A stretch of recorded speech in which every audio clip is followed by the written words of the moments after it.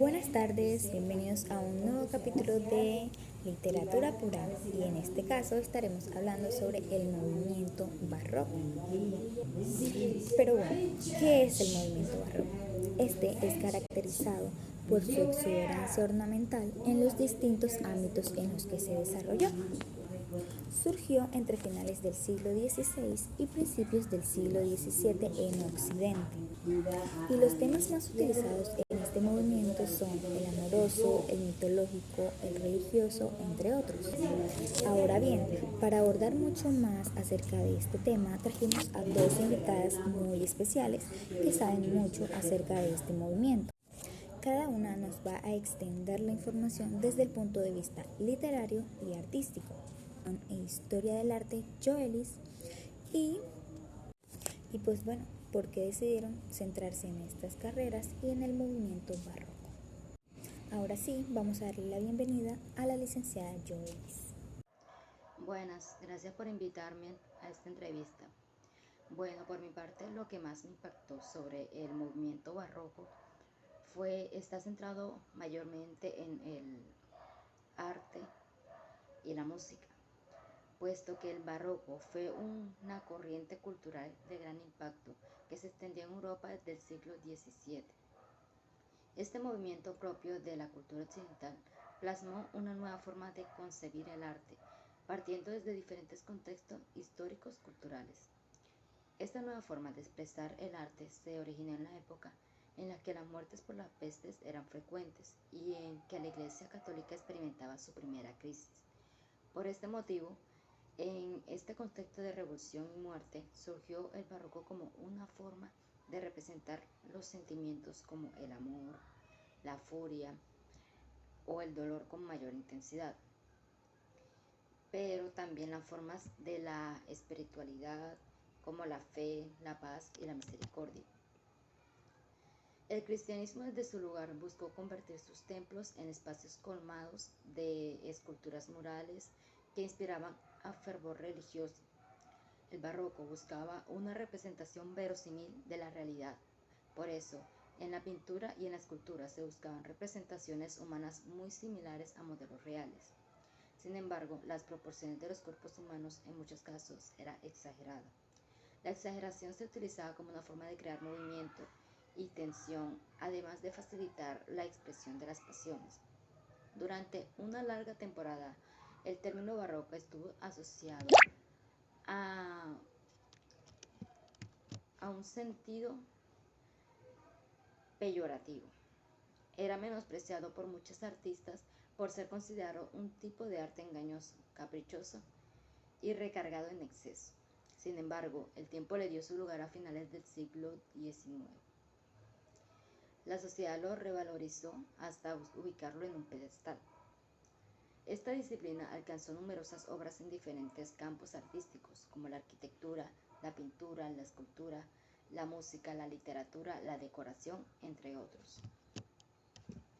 En la literatura, el barroco expresa escepticismo y pesimismo. Recurre a múltiples recursos retóricos, como las alegorías y las metáforas, y su lenguaje es recargado y suntuoso, con multitud de adjetivos. En esta época comienza a abandonarse el latín y a utilizarse las lenguas vernáculas. La vida es presentada como una lucha o, en otros casos, como un sueño, una ilusión o una mentira. Entre las obras barrocas se encuentran Don Quijote, Bernazo Español y la fábula de Polifemo y Galatea. En la pintura y la escultura, el movimiento barroco busca una representación, imitativa de la realidad. Ahora bien, a pesar de que el resultado final de la sensación de ser una imagen fiel, las formas son completamente exageradas.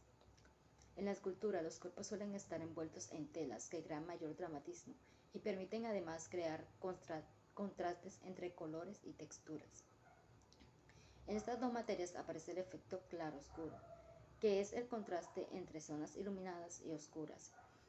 Este efecto de luz y sombra en la escultura se logra gracias al relieve. Cada obra está pensada para un lugar específico, y por lo tanto está subordinada a la arquitectura y a la luz que recibe en este sitio. Ahora hablaremos de la música. La música barroca se caracterizó por el uso de la armonía tonal, es decir, la combinación de sonidos simultáneos con la presencia constante del bajo continuo. Esta disciplina deja de estar supeditada a la palabra, desarrollando un lenguaje instrumental propio. El contraste propio del barroco con otras melodías se expresa en el uso de la disonancia y de la contraposición entre partes fuertes y débiles del compás. Sin duda alguna fue un gran aporte el que nos dio la licenciada Joelis, pero bueno, ahora para pasar al siguiente tema, que es el ámbito artístico, vamos a darle la bienvenida a la estudiante de Bellas Artes, Sharon. Hola, muchas gracias por invitarme. Lo que más me ha llamado la atención del movimiento barroco, que es lo que actualmente estamos estudiando en nuestra carrera, ha sido la arquitectura y la literatura. La arquitectura se caracterizó por el uso de composiciones como los puntos, las elipsis, las curvas y las espirales, así como figuras policéntricas complejas compuestas que se intersecaban entre unos con otros. En cuanto a la grandeza, se utilizaba mayormente en la iglesia, la cual se utilizaba para infundir temor o un acercamiento a Dios en las personas. En este caso hace referencia al espacio. La ornamentación y las estatuas hacían parte de los diseños decorativos, ya sea en iglesias, en palacios.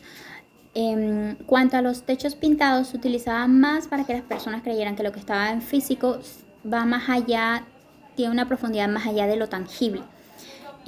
Un ejemplo claro de la arquitectura barroca fue el Palacio de Versalles, más concretamente la Galería de los Espejos, la cual es un ejemplo evidente de la arquitectura barroca. El Palacio de Versalles